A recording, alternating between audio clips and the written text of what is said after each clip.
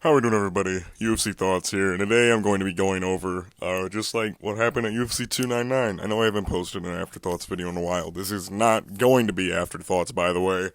I don't have crazy visuals or whatever. I don't have slides to show you. I'm basically just going to talk about what happened and all that jazzy bullshit. I'm going to go down the card, basically. We start with the main event, of course, Sean O'Malley, Cheeto Vera. Listen, people, I picked Cheeto, alright? You make fun of me all you want, I don't care. I thought he was going to be able to do what he did more in round 4, where he was able to get inside, throw caution to the wind, able to get inside on the guard of Sean O'Malley. But no, Sean absolutely humiliated Cheeto Vera across 5 rounds, besides maybe 2 minutes of round 4. I thought that the speed difference wasn't that great, but it was. I mean, Sean, he styled on Cheeto bad. He had beat him for 23 minutes of this fight until maybe 22 minutes and 55 seconds, because in the last 5 seconds, Cheeto landed a big body shot, and that's about it. The best shot Cheeto landed in the round was in the final 4 seconds, which is such a Cheeto Vera thing to do, by the way, may I say.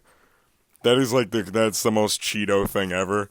Land your best shot when it doesn't even matter anymore. But yeah, man, it was a brilliant performance. Now, people dick-sucking him and saying it's the best title performance we've ever seen. No, I don't even think I don't even think it's the best bantamweight title performance of all time. I think TJ Barrow 1 was better. People saying Cody Garbrandt, Dominic Cruz is a better performance are stupid. That fight was 48-47. It was very close, besides the rounds where Cody kind of styled on him. He was outstruck every round. This is not like that. Sean O'Malley convincingly outstruck Cheeto. He landed better shots than Cheeto. Cheeto didn't really even land anything. It was mostly just Sean beating the shit out of Cheeto Vera.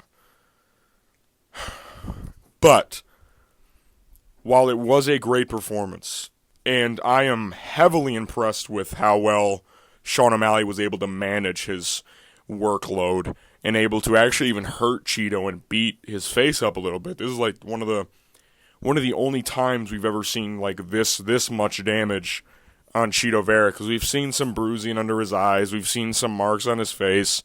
I think Silva de Andrade was able to make him bleed a little bit. Sean fucked him up pretty bad. He fucked him up pretty bad. I still think this shows some bad parts about Sean O'Malley. And here's what I'm going to say. Sean O'Malley, in the moments where Cheeto was able to press him against the fence, able to push a pace forward, Sean stopped throwing strikes completely. He shelled up and covered up his head, and completely just ran into the fence. That was in round 4. I also believe it showed his gas tank still is not incredible. He did land at a pretty impressive clip, and maybe I'm just thinking things. Maybe the body shot at the end of the fight was just that good of a body shot that it made him drop to both knees. But him dropping to both knees at the end of that fight, where it wasn't even that crazy of a pace. Like, I think the Piotr Jan fight was a better pace than that fight. And we saw how he looked at the end of that fight. At a fight where he is controlling the pace, Marlon Vera, Cheeto Vera, is not controlling jack shit. The pace is centralized around what Sean O'Malley is doing. He still went at a pace that tired him out. Pair that with a guy like Marab, a guy like Corey Sandhagen. I personally think those guys are way more impressive than a Marlon Cheeto Vera.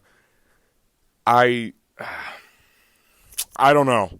Maybe I'm coping a little bit. Maybe I am, but I am definitely coping. It is, but it is what it is, you know. But yeah, very impressed with Sean. I was very impressed that even in the 5th round, where he knows he's up 4 rounds, or at least he's up 3. At least up 3. Because some people, like a lot of people were giving the 4th round to Cheeto. I, at first watch, thought you could give it to Cheeto. I don't even think so. I think that round still goes to Sean O'Malley. I think that was Cheeto's best round, but he still lost it, right? He still was able to land big shots and even almost finish Cheeto again in the 5th. This is a career-defining performance for a guy like Sean. And a guy like Cheeto as well. Because this is real heavy damage on Cheeto Vera. His chin will never be the same. You know, like the video of Khabib after the Tony Ferguson-Justin Gaethje fight where he's like, these guys are never the same after fights like this. He left a part of himself in there, whether he liked it or not, did Cheeto. I know it's also against Cheeto, so I'm not like, it's not supposed to be that impressive. It's still pretty damn impressive what he was able to do. He beat him worse than Corey Sandhagen did, I'll tell you that much. A lot of people are like, Corey beat him worse. No, he didn't.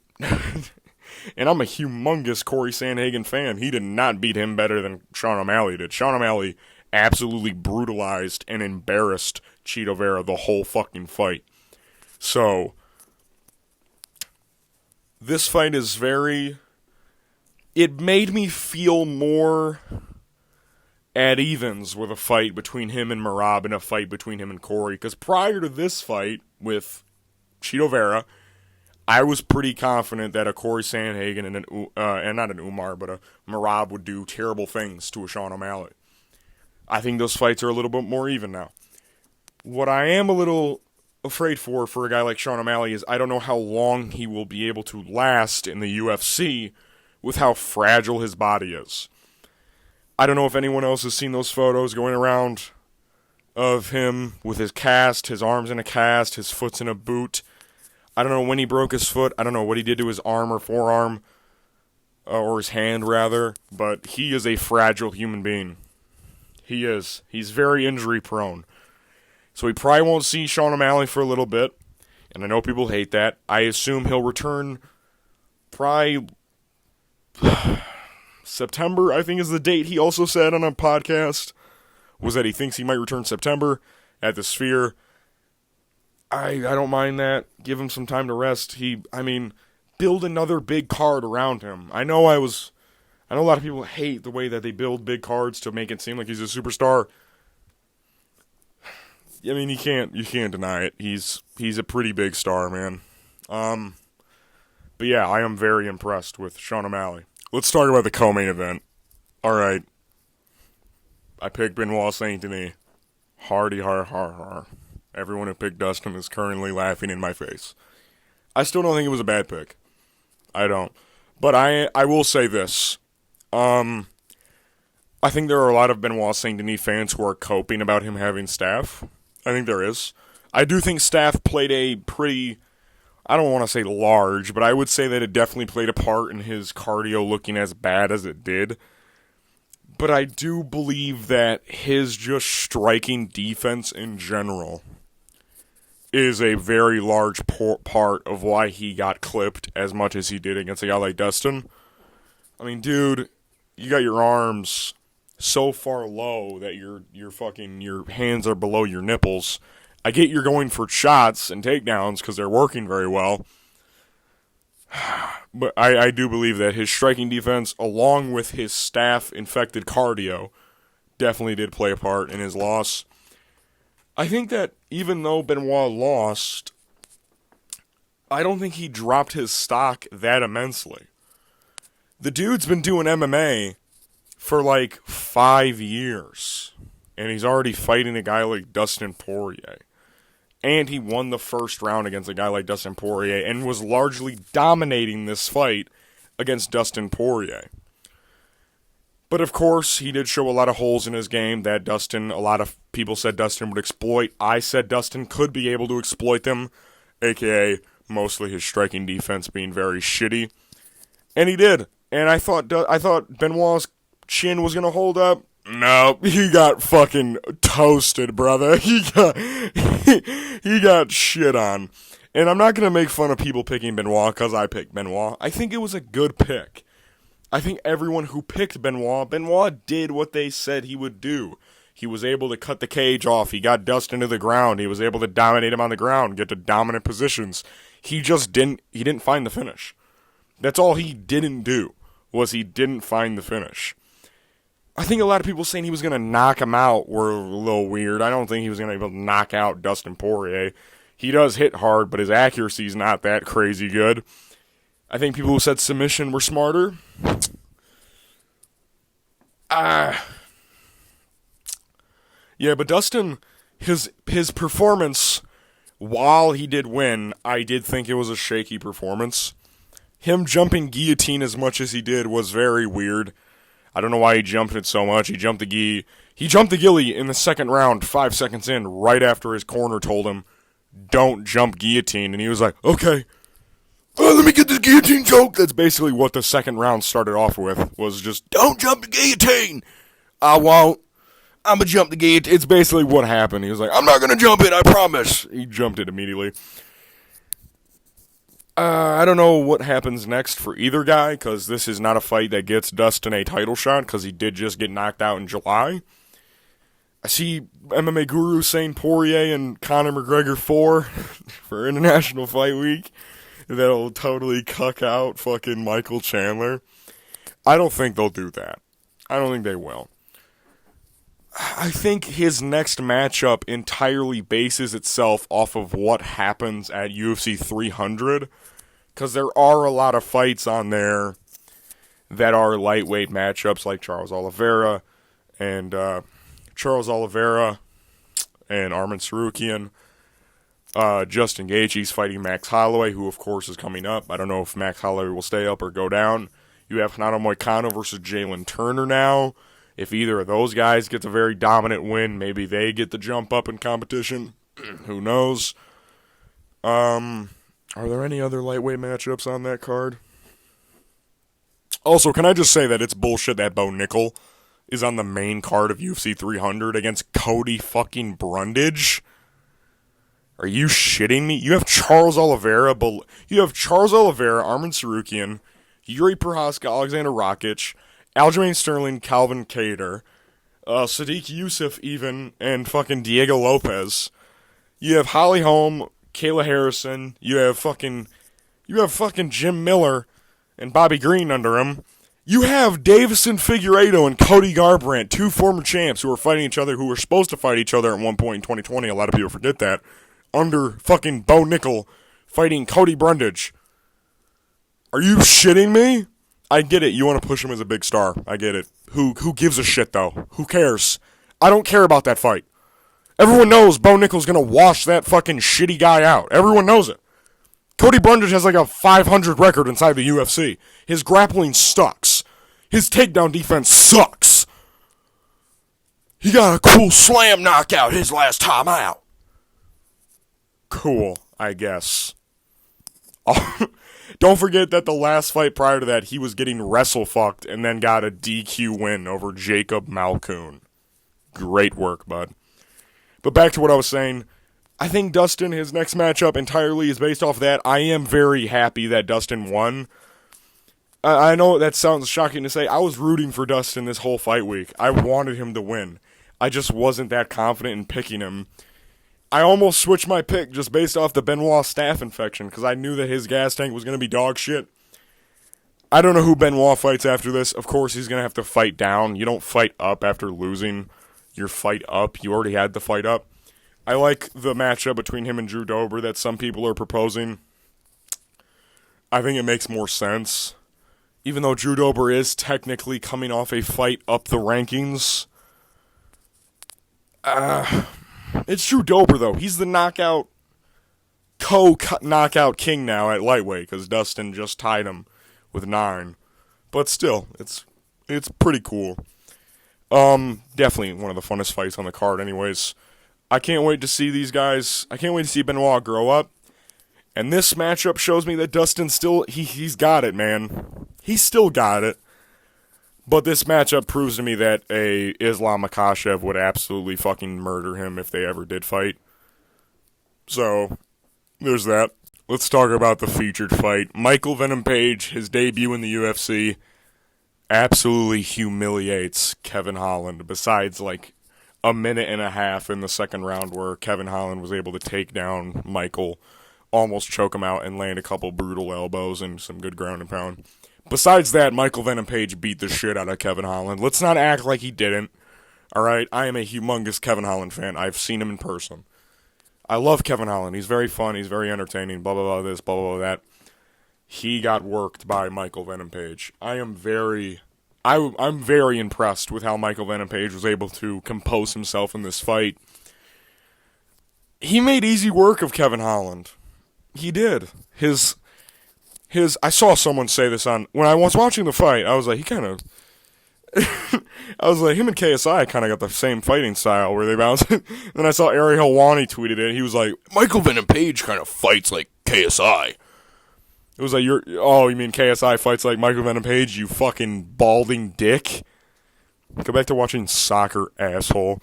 But anyways, yeah, Michael's jump-in style, and I'll say this, I think Kevin Holland realized after the first round he does not have the stand-up advantage. Because if you look back at that first round, his cornerman asks him, hey, what's happening in there? He says, he's quicker than we thought. That is the words out of Kevin Trailblazer Holland. He's quicker than we thought.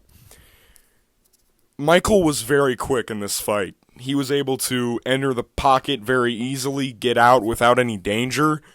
The only times he was able to really get in danger himself is just because his style, you have to have a lot of balance for if you're a guy that fights like MVP. MVP kind of lacks balance. We've seen that in his one loss to Douglas Lima, or was it Diego? Which of the brothers, which of the Lima brothers was it? Was it Douglas or Diego? I forget which one it was.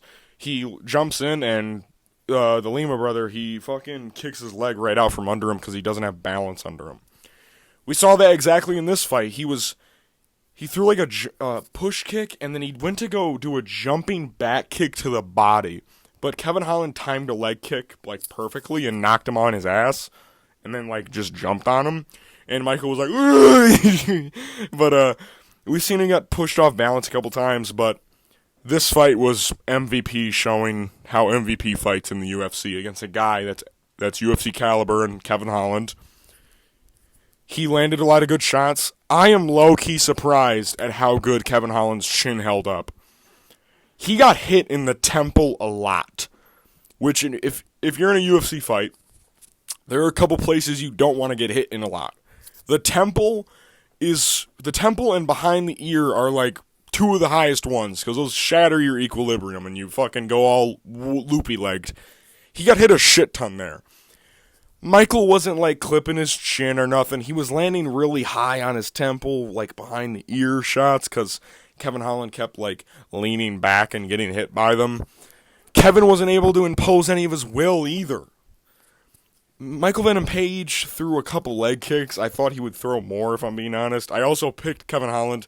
Can I just say, my record on the card was 8-6. All right, I missed the last 3 fights of the card. I whiffed completely on the main card. I didn't whiff completely. I whiffed completely on the main, co-main, and featured fight. It was rough. But, yeah, man, it was great performance. I don't know what's next for Kevin Holland. I don't know what's next for MVP either, because him and Wonderboy don't want to fight each other. They're good friends. So I don't know, like, really the matchup either of them gets. Because a lot of people are like, MVP Wonderboy, but they don't want to fight each other. They're friends. It's like Aljamain Sterling and Merab Dvalishvili. But except people want to see this fight instead of that one. That's hyperbole. I really wanted to see the Aljamain Merab Dvalishvili matchup, but it is what it is. I don't know what's next for Kevin Holland either. I think you give him a fight outside the rankings. This is his, second fight in a row that he's kind of botched up-and-coming contenders. There was Jack and then now MVP. I want to see MVP not fight a grappler in his next fight, though. I want to see them keep giving him strikers. Guys that are willing to make a fun fight with Michael Venom Page, because good lord is he so entertaining. He is such a fun fucking fighter. Even in the clinch, he's fucking taunting, dude. I didn't know if he was going to bring his taunting ways into the UFC where he's doing the hula dance and bullshit, but he did. He did bring it in here. And he even tested the ego of Kevin Holland. You could tell he was getting very frustrated with his style. Because the distance Michael Venom Page was fighting at is one of the weirdest things I've ever seen. Because he was literally like great lengths away from Kevin Holland. And he was able to just leap in and clip him with a hard 1-2. And then Kevin would fucking, like, the Leaning Tower of Pisa go over and then, like, go back into the clinch. Very impressed with Michael Venom Page. One of the most impressive performances on the card, I'd say. Even though he did show that he is kind of weak in the grappling area to the day. I did like his get-up, though. Even though he did get taken down, he was able to get back up, which is very much needed in that welterweight division with a lot of hungry guys. He proved me wrong, all right? He proved me very wrong. And, yeah, Kevin Holland needs to go back to the drawing board. I don't know if he should stay at 170, if I'm being honest. He looks very slow at 170 now. He looked pretty good against, like, Tim Means and Alex Oliveira. Against the topper guys of the division, you know, who have some speed, like Jack Della Maddalena, good boxing, and, you know, faster guys like Michael Venom Page. I don't really see him being a championship contender down there. I get that he doesn't really care about title aspirations, but if Kevin Holland locked in more, he would be very good. So I would like to see him move back up to 185. Man, I don't know, man. I don't know really what you do with a guy like Kevin Holland with his build. I don't know. That's a weird one. Yeah. He needs to go back to the drawing board for sure. I don't know what's next for either guy because I am very impressed with Michael Venom Page, though. Let's talk about Jake Della Maddalena. He got it done against Gilbert Burns. I was very shocked to find out. 2 judges had it 20-18 to Gilbert Burns going into that third round. If Jack does not find that finish, Gilbert Burns wins that fight. I forget which round it was. I think it was round 1. I thought Jack convincingly won the round. I think Gilbert was able to get takedowns more than I thought. I'll say that. Jack Della definitely defended them. He didn't get controlled a lot, but Gilbert was able to get to good positions. Jack defended well, though. He was able to defend well. But Gilbert was able to get takedowns, which is a little scary. You know, if Gilbert's able to take you down 7 out of 11 times was, I think, the ratio. But hey, man, who gives a fuck? Jake Della Maddalena found his shot. He fucking cracked him with those fucking punches. He rocked him. By the way, can I just say, the reversal to get out of the position that ended with the knee. He, like, flipped out from having his back taken by Gilbert, stood up, he turned around, and within a second got that knee out. He knew Gilbert was on his ass. He knew he was immediately going to shoot, and by golly did Gilbert shoot. He took every fucking ounce of that knee to the face and died. Now, I'll say this about the stoppage. It should have been stopped sooner, if I'm being honest. The ref, I forget who it was, he let Gilbert take a lot of extra damage that I don't think a 37-year-old Gilbert, who has been KO'd quite a bit, needed to take. Yeah, man, that's a rough one. But hey, man, Jake Della Maddalena is a top 5er. He's a top fucking 5er, baby. Man, I doubted him against Kevin Holland. He proved me wrong. I picked him against Gilbert Burns, and boy, are we eating good over here. He knocked that Brazilian bastard out. Now, I hate seeing Gilbert Burns get knocked out, but Jake Della Maddalena is a fucking stud, dude. Now, him calling out Rakhmonov, that'll get him probably in some deep shit, but hey, if it's a fun fight, it's a fun fight. Who cares? I'll watch him fight Rakhmonov any day of the week.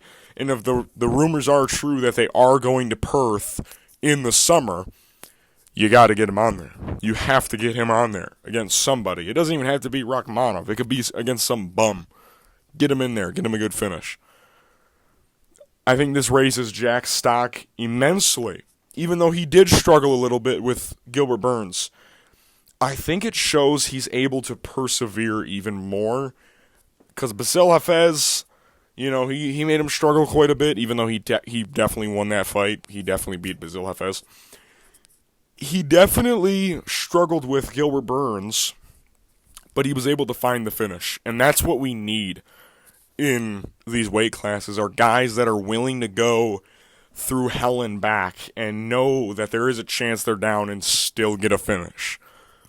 Jack Della Maddalena, he could have easily thought he was up in that round and that he won one of the previous rounds and not go for a finish. But he was like, you know what? I see an opportunity. I'm going to throw a knee. Boom. Connected. Right on the chin of Gilbert Burns. And then the follow-up shots, holy shit, were they brutal. I don't know what's next for Gilbert, if I'm being honest, because after a knockout like that, that's pretty rough. You never want to get KO'd like that at 37 and eat all those aftershots. He's definitely fighting down. He's definitely going to have to fight down. But, it's the, what did Dustin Poirier say? That's the beast of the game or whatever. Whatever he said about the game or whatever, the beast or something.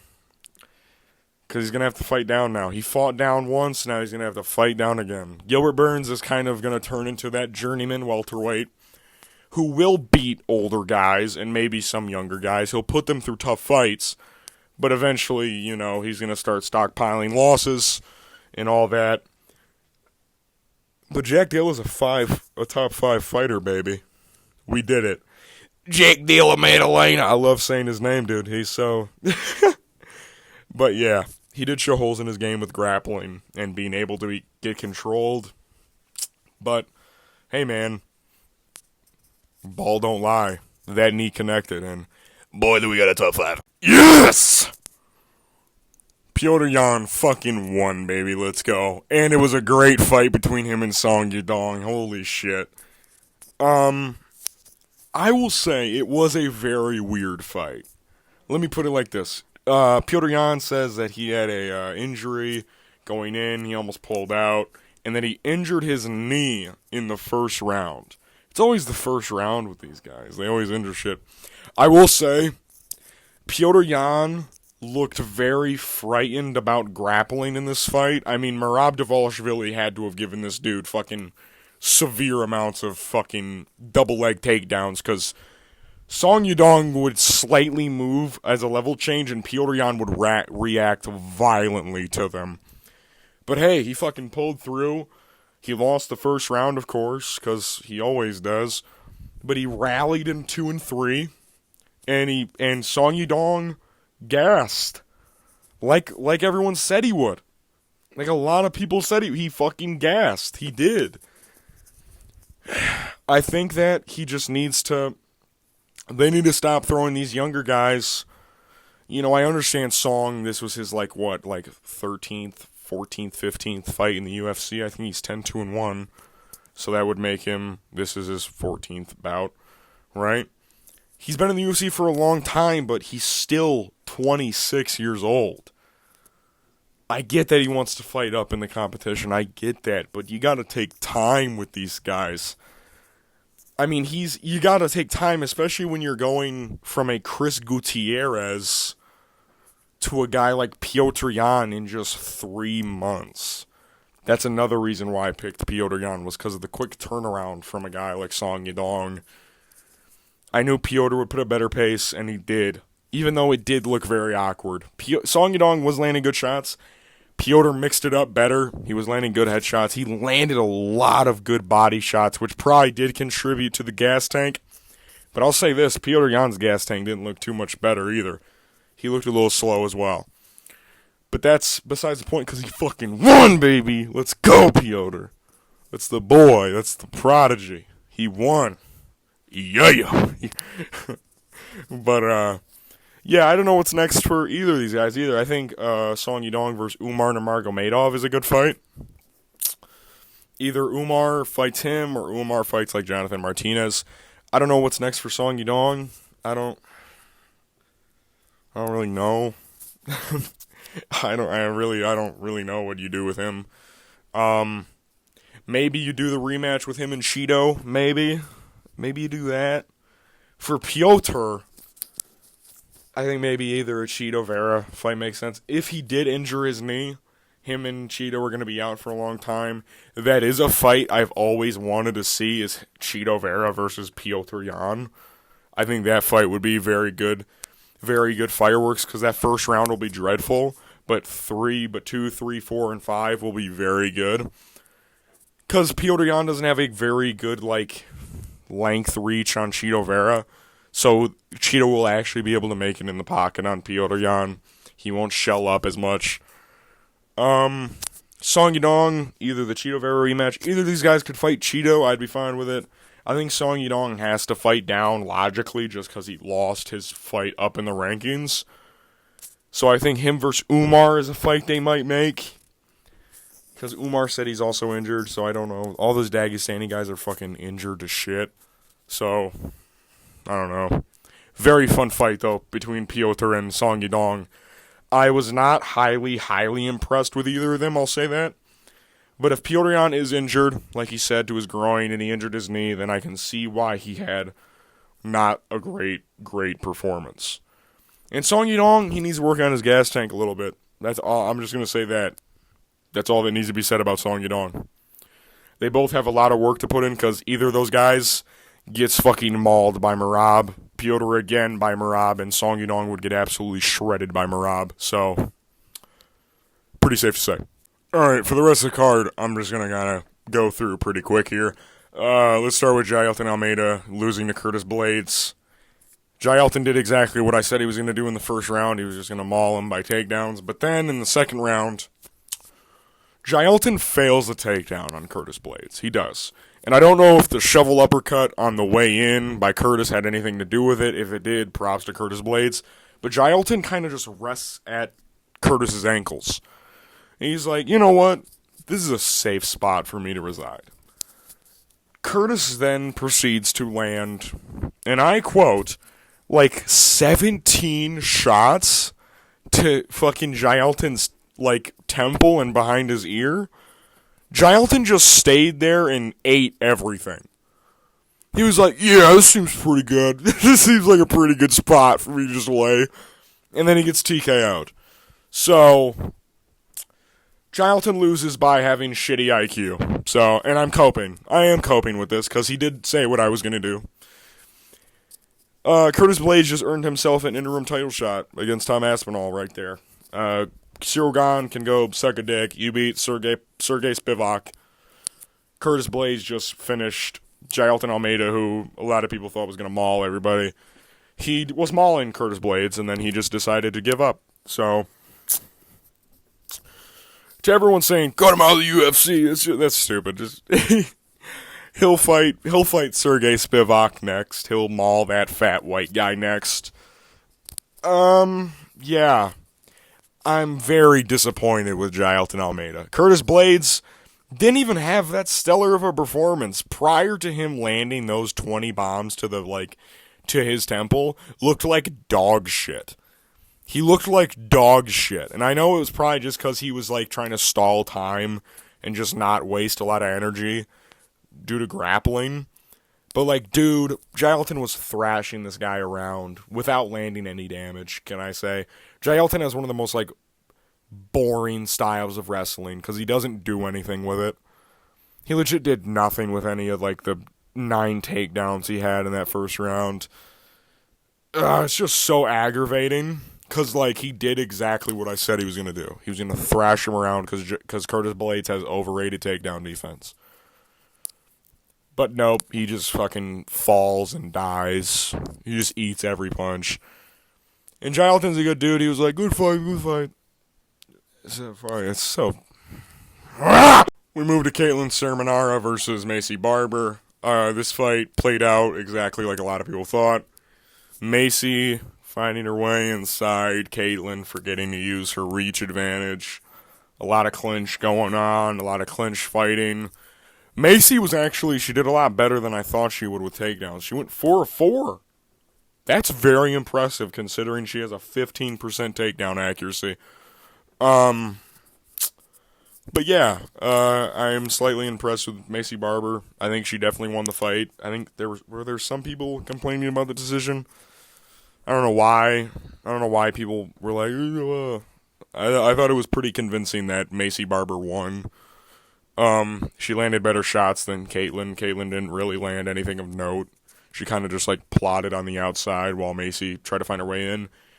And Macy, I think at one point, I thought she rocked her, and she landed quite a few good shots. So, yeah, I thought it was a very stellar win from Macy Barber. I don't know if she gets a title shot next. I don't think so. I think she'd probably fight the loser of whoever loses out of Manon Fiorot versus Aaron Blanchfield, which I think will be Manon Fiorot. So, probably Manon versus Macy Barber next. Fuck it. Alright, let's get this out the way. Mateusz Gamrot versus Rafael Fiziev. Fuck. Alright, let's get this shit out of the way. Mateusz Gamrot versus Rafael dos Anjos. Mateusz almost got knocked out in the first round, alright. Sure, he won rounds 2 and 3, but holy shit, man. Whew, he had me real nervous there for a second. He got fucking dropped by Rafael dos Anjos. I think this fight just proves to me more that Mateusz will not be a champion. He fought life and death with Rafael dos Anjos, who, if Rafael just had better ground awareness, probably could have won. probably could have fucking beat Mateusz Gamrot. Holy shit, dude. Knowing Mateusz, he will get dropped 5 times against Islam Makhachev and still somehow win a decision. I just know it for a fact that's what would happen. Not very impressed with Mateusz. I personally thought he was going to steamroll through Rafael dos Anjos, and he hit a brick wall in that first round and was lucky to be alive going into the second. But he rallied. I'll give him that. He rallied. He won rounds 2 and 3 pretty convincingly, but the first round was, holy shit, dude. What the fuck? But hey, we move. I don't know who he fights next, if I'm being honest. Give him fucking, who knows, man. I don't really give a shit. Kyler Phillips probably delivered one of, if not the most impressive performances on 299 against Pedro Munoz. Kyler incredibly increased his cardio and his output against a guy like Pedro Munoz, who, I will say, fought a very shitty fight against Kyler Phillips. Pedro didn't really land a lot of low kicks. He kind of gave up on those. He also just kind of fought like a shitty version of himself. I don't know if that makes any sense. It didn't really look like him. It reminded me like Brandon Moreno versus Brandon Royval. Brandon Moreno's performance. You get what I'm saying? Like, he didn't really do a lot in any round, and I get he was probably scared of getting hit by Kyler Phillips. But at a certain point, when you're this old and you want to make a run for the title, and you're down 2 rounds in round 3, and you're still playing the catch-up game, you gotta fucking go. All right, you have to go. You have to go at a certain, like, you just have to. You can't plot around. All right, you have to go. Kyler Phillips beat the shit out of Pedro Munoz, and I'll say beat the shit. The first round, he beat the shit out of him pretty bad. After a takedown by Pedro early, Kyler got up, landed like 5 knees to this fucking dude's face, and I will say Kyler eye-poked Pedro a little bit. I don't know what it is about Pedro. His eyes are very pokeable, I guess. He poked the shit out of his eyes like twice. I think he did it 3 times, but I think the ref only saw it twice. Then he kneed him in his face pretty bad. Almost finished him, and then I poked him, which caused the fight to get stopped. Second round, third round, I think the second round was pretty close, but Kyler clearly edged it out with power strikes. And then the third round, the round where I said Kyler would struggle, had an even better round than round 2. He put a beautiful performance against a guy like Pedro Munoz, found himself back in the rankings. I'm excited for Kyler Phillips, man. I'm excited for him. He's been in the UFC. He's arguably undefeated in the UFC. This is his win. He has wins over Pedro Munoz now, Song Yadong. I wouldn't mind seeing this guy fight up, dude. Hell, now that I think about it, him versus Umar may be a very fun fight. That could... Oh, shit, I dropped my mic. That could be a very fun fight. What's next for Pedro? I don't know. I think he's out of the rankings at this point. which sucks because Pedro's been in the rankings for fucking as long as I remember. But yeah, he's probably knocked out after this. But yeah, that's why. Also, Pedro Munoz has the head of a fucking task, has a fucking, he gets hit a lot, and he hasn't been knocked out yet, which is kind of bizarre. Very impressed with Kyler Phillips. I'm excited to see what's next with him, as long as he stays active. That's all I ask for from you, Kyler. Please stay active. And I'm going to go over the early prelims really quick. Ion Cutelaba lost to Felipe Lins by unanimous decision. It was the correct decision, and I don't think I'm ever going to pick Ion Cutelaba ever again, dude. He literally shit this fight away. And exactly what I said in my video, I didn't think he was going to be able to get takedowns. Now that I think about it, I really should have just picked Felipe Lins. Everything I said in my video should have skewed my opinion to Felipe Lins, but it didn't for some reason, because I was like, Ion's going to chin him. You know, Felipe's chin isn't that good. Neither of their chins are that good. It actually went to decision, which is actually kind of surprising to me. But, like, dude, he shits away fights like this. I should have known that, but it is what it is. Felipe Lins did fight a very good fight, in my opinion. He leg kicked the shit out of Ion Cutelaba. He played on the outside of Ion Cutelaba. He landed big shots on Ion Cutelaba, who was trying to go in. Felipe Lins did fight a good fight. It just sucks that he's so old that no one cares about him anymore. Michel Pereira, Mikhail Alexeychuk, I fucking told you guys. I told you. It didn't happen the way I said it would. I said he'd choke him out. I knew he would choke out Mikhail Alexeychuk. Michel Pereira looks like a new fucking man at middleweight. I'm telling you. He should have been fighting here all a fucking long, dude. He is a monster. It's also surprising to me that Mikhail Alexeychuk used to be a light heavyweight, because Michel Pereira was still bigger than him. He's fucking huge, bro. Those body shots were brutal. McCall, he just ate so much shit to the body, his flabby little tummy, and he fell down. And Michel, right as I said, when he gets the ground, he's immediately going to look for that rear naked choke, and boy, did he find it. And listen, this sucks for Mikhail Alexeychuk, because he's coming off, a couple good performances. Or is it one good performance because he lost to Kyle Bort? Was that 2 or 3 fights ago? Who gives a shit? Michel Pereira is a fucking monster, dude. Get him on Rio, please. Get him on 301. He didn't take any damage. Get him on 301. Please, I beg of you. I don't care if he fights a bum. Get him on 301. This is a very impressive performance by Michel Pereira. I don't know what's next for Mikhail Alexeychuk. He goes back to the drawing board, but man, I fucking told you. I told you. He didn't grapple a lot. He knocked him down and then choked him out, but still, rear naked choke. I said it would happen. Robelis Despain did what everyone thought he was going to do. He knocked out the fat white guy. Who's that shocked? I saw some people pick Josh Parisian. Why would you do that to yourself? You're fucking dumb, okay? I mean that in the most kind-hearted way possible, by the way. You're just stupid, all right? It wasn't even that, crazy of a performance either. He literally slipped, and then running away, he knocked out Josh Parisian. He knocked the piggy out.